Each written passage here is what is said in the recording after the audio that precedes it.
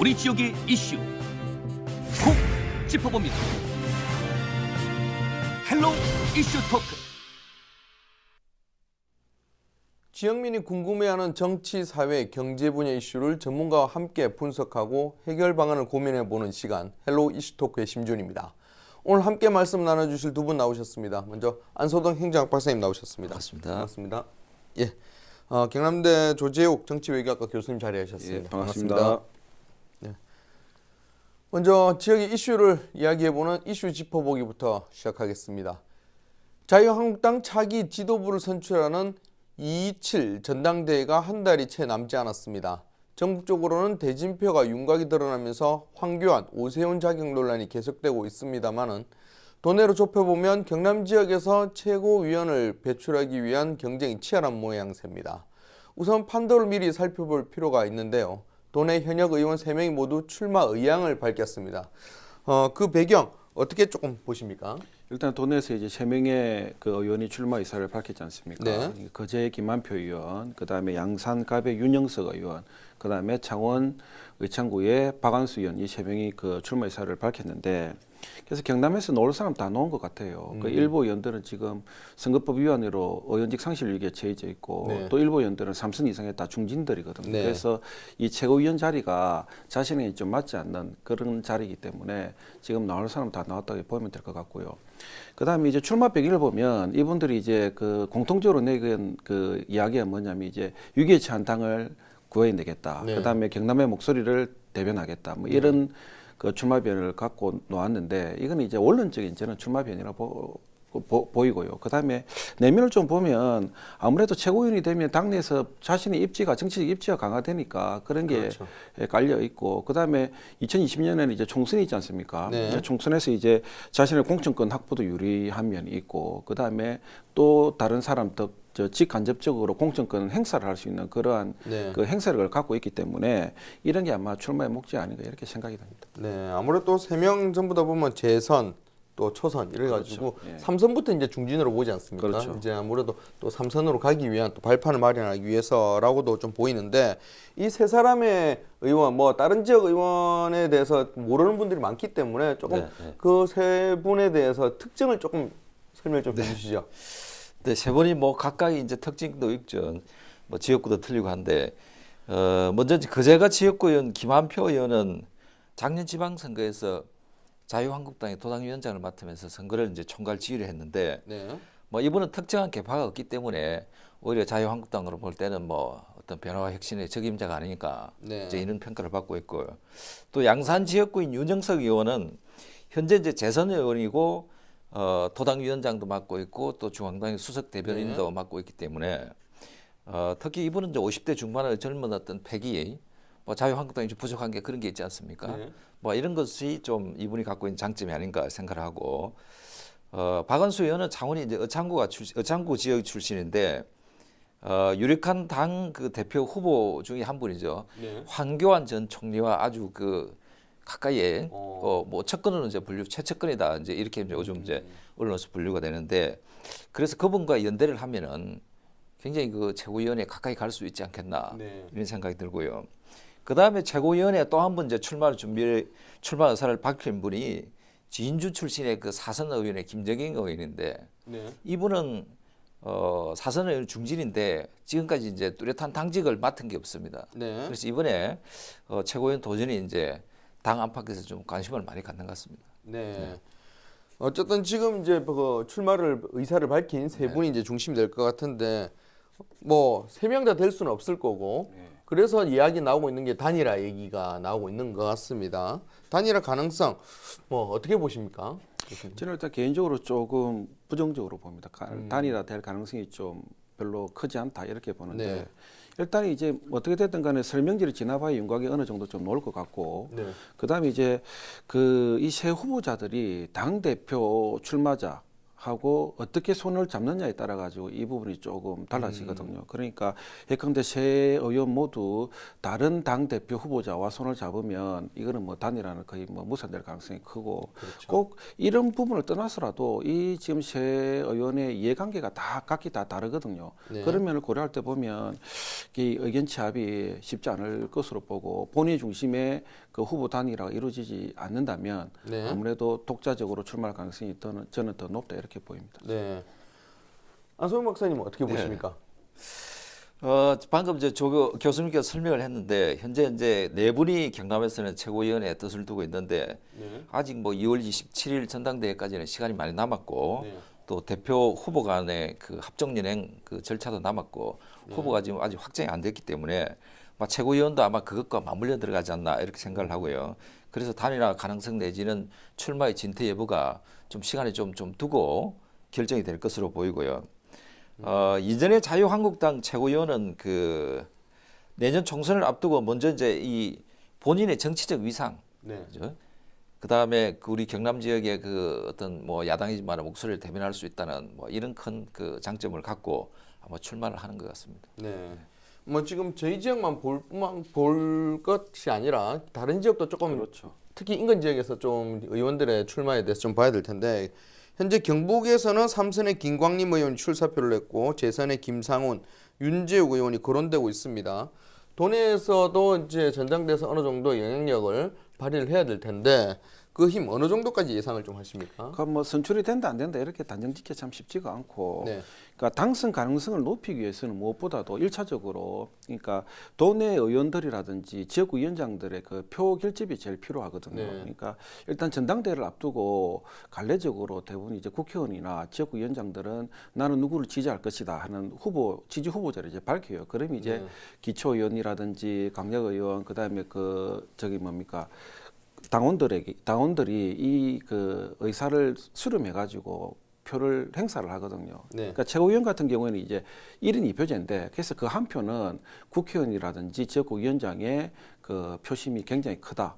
그리고 나머지 한 표는 이제 그 당원들이 자신의 뜻을 가지고 이제 투표 행사를 많이 하거든요. 그래서 첫 번째로 앞서인 것처럼 지역구위원장 국회의원들의 표심을 어떤 식으로 결집을 시키느냐 이게 제일 관건이고 나머지 한 표는 이제 뭡니까 본인의 인지도, 지지도거든요. 그래서 전국적 지지도가 어느 정도 뒷받침되느냐 이 두 가지가 그 당선 여부에 좀 많이 그 비중을 차지한다고 그렇게 보면 될 것 같습니다. 네.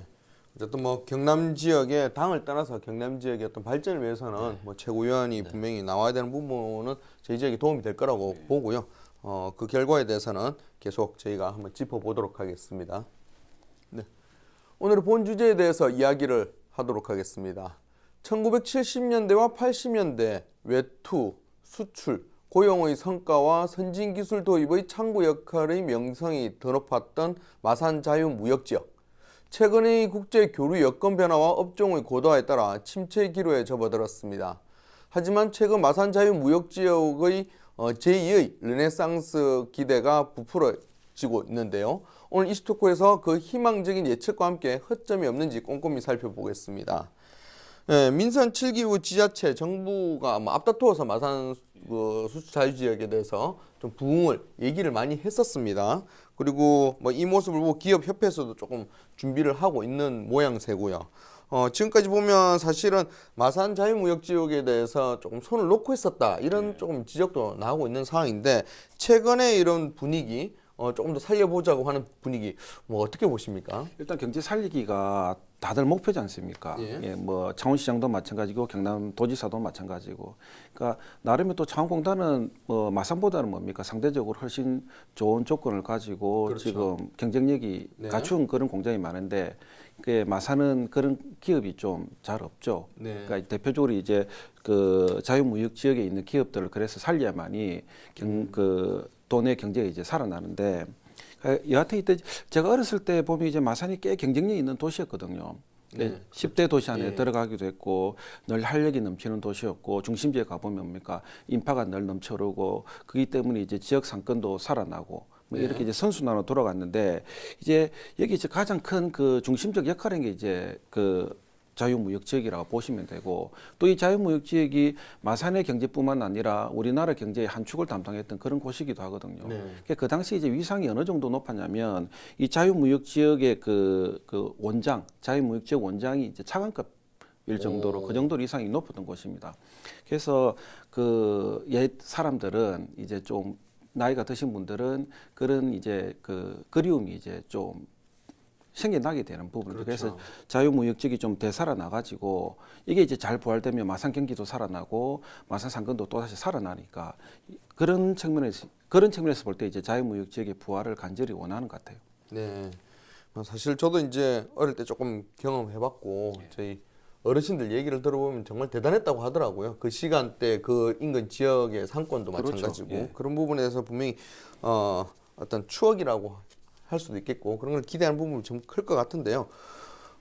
모든 행정이 사실 지역 경제 살리기 위해서 많이 노력을 하고 있는 상황에서 네, 넓게는 경남 그리고 네. 좁게는 창원에 큰 이익이 될 수밖에 없지 그렇습니다. 않겠습니까? 네, 네. 마산 자유지역이 부흥이 된다면. 근데 정부에서 이런 움직임을 가지고 가는 부분에 대해서 당연히 뭐 환영할 수밖에 없겠죠. 지역에서는. 그렇죠. 예. 지금 뭐 교수님도 설명을 했지만은 그야말로 이제 몇십 년 만에 어떤 자유무역 지역이 새로운 어떤 활력을 찾고 네. 계기를 찾고 있다고 매우 반기는 분위기인데 최근에 이제 정부에서 마산 자유무역 지역 경쟁력 강화 사업에 20억 원을 배정을 했습니다. 네. 그 여기에 이제 이런 그 정부의 움직임들을 보고 기업 마산 무역 자유 기업 협의회 최원도 부회장이 이런 말을 했습니다. 기업 협의회 참여 기업이 늘고 있다. 네. 활기를 되찾는 분위기다. 음.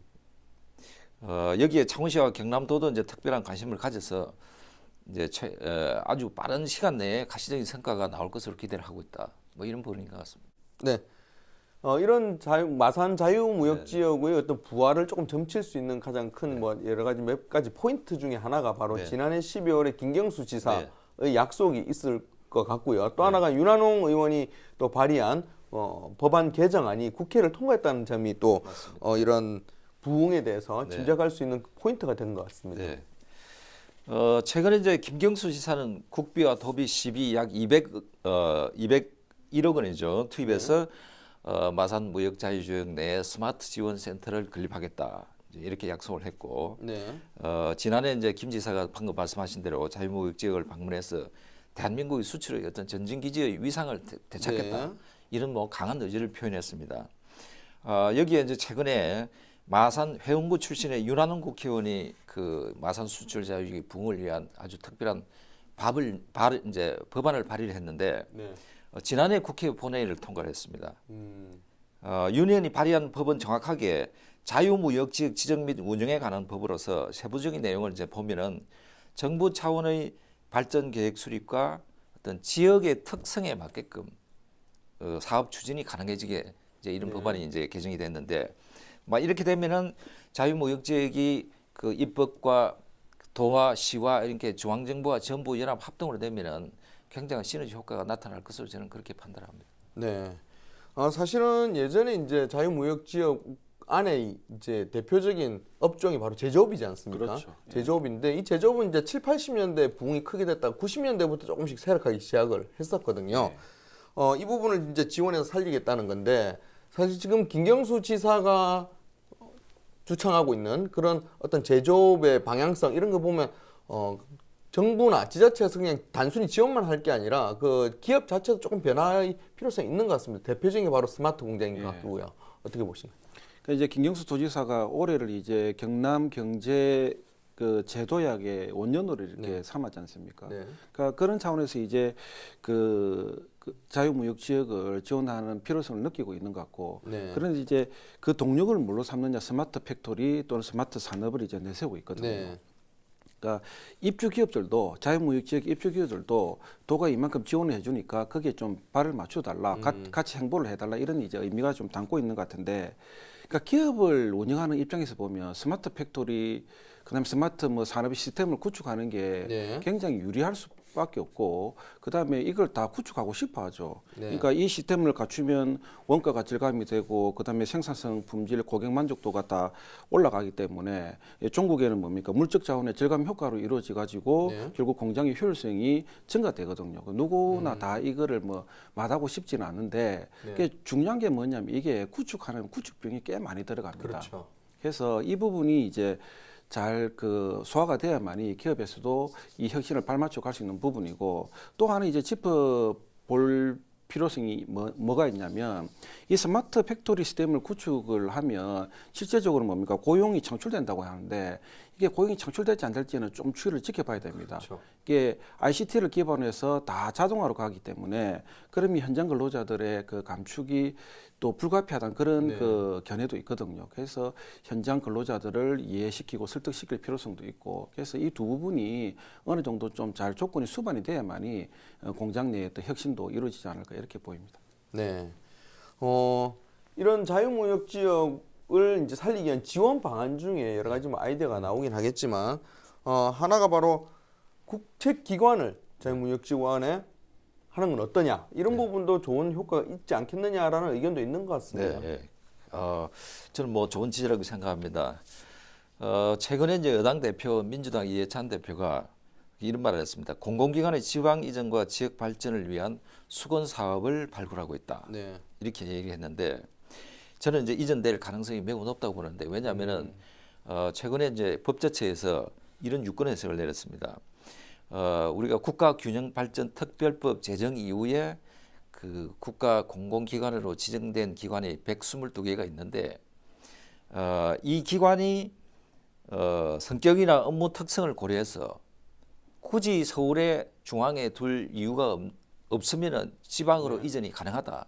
네. 이런 유권 해석을 내렸기 때문에 저는 이제 122개 그 공공기관 이전이 뭐 거의 확실해졌다. 저는 이제 그렇게 판단을 하는데 지난 정부에서 공공기관 이전 정책들을 보면은 정치적이나 정략적 판단에 의해서 지역지를 나눠 먹기 네. 뭐 이런 게 주로 있었죠. 그렇죠. 그래서 우리 경남 같은 경우에도 공공기관 이전이 전부 다 서부 지역에 네. 진주 지역에 집중돼 있죠. 네네. 지금은 이제 좀 그것을 시각을 좀 바꿔서 수출 자유 지역 안이라든지 우리 중부 지방에도 이 122개 그 공공기관 중에서 하나를 좀 몇 개를 좀 갖고 와서 네. 우리 중부 지방도 같이 서부 지방과 균형을 이루어서 공공기관의 어떤 이전의 어떤 효과를 좀 같이 좀 봤으면 좋겠다 하는 저는 그런 바람이 있습니다. 네. 뭐 공공기관 이전도 뭐 하나의 뭐 아이디어 네. 같은 방안 중에 하나일 텐데 이거 외에도 여러 가지 자유무역 지역을 살리기 위한 방안들이 많이 나오고 있는 것 같습니다. 뭐 그 중에서는 현실성 있는 부분도 있고 그리고 이제 뭐 제한 단계이기 때문에 그런 나쁘다라는 지적도 있는 것도 아니고 두 분이 보셨을 때 이 여러 가지 방안 중에 이 자유무역 지역을 조금 살릴 만한 뭐 아이디어나 그런 제안, 뭐 이런 조언 이런 게 있다면 한 마디씩 좀 여쭙고 싶은데 먼저 교수님부터 한 말씀 좀 저는 이제 해주시죠. 원론적인데 근데 네. 자유무역 지역의 예명성을 저는 분명히 좀 찾았으면 좋겠어요. 그렇게 네. 하기 위해서는 이제 도의 어떤 행재정적 지원이 적극적으로 뒷받침돼야 되는데 네.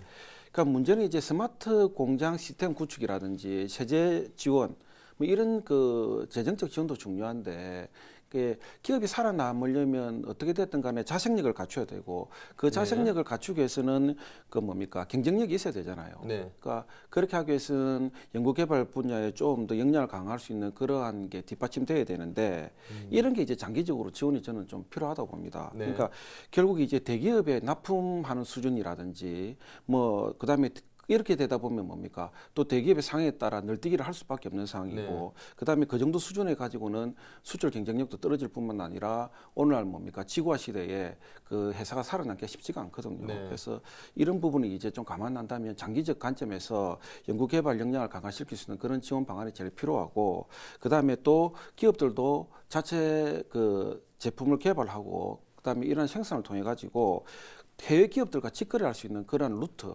길을 우리 도가 조금 적극적으로 나서 가지고 좀 뚫어줬으면 좋겠고 그다음에 뭐 해외 마케팅 연구 개발 이런 거는 계속해서 장기적으로 지원을 좀 해줬으면 좋겠습니다. 네. 안성 박사님이 좀 생각하신 뭐 조언이 있으시다면 한 말씀 네, 부탁드리겠습니다. 뭐 여러 과제는 이제 여러 가지가 많을 수가 있는데 사실은 뭐 정책이 개입을 해서 기업을 살리고 경제를 살린다는 것은 쉬운 일이 아닙니다. 네. 근데 지원책은 이제 그렇다고 해서 지원이라든지 여러 가지 이제 우리가 그 기업을 살릴 수 있는 환경은 이제 분명히 이제 국가나 지방 정부에서도 만들고 지원을 해줘야죠.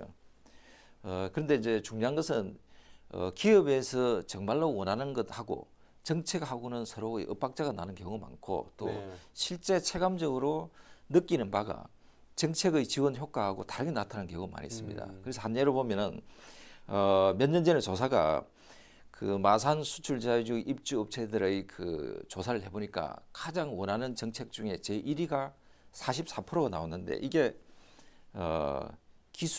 기술과 연구개발 지원입니다. 그러니까 물론 뭐 스마트 센터도 좋고 어떤 뭐 법률안 개정도 좋지만은 기업이 가장 원하는 것을 정책적으로 지원해주는 어떤 세심한 좀 배려가 좀 있어야 된다. 네. 저는 그렇게 생각을 합니다. 네.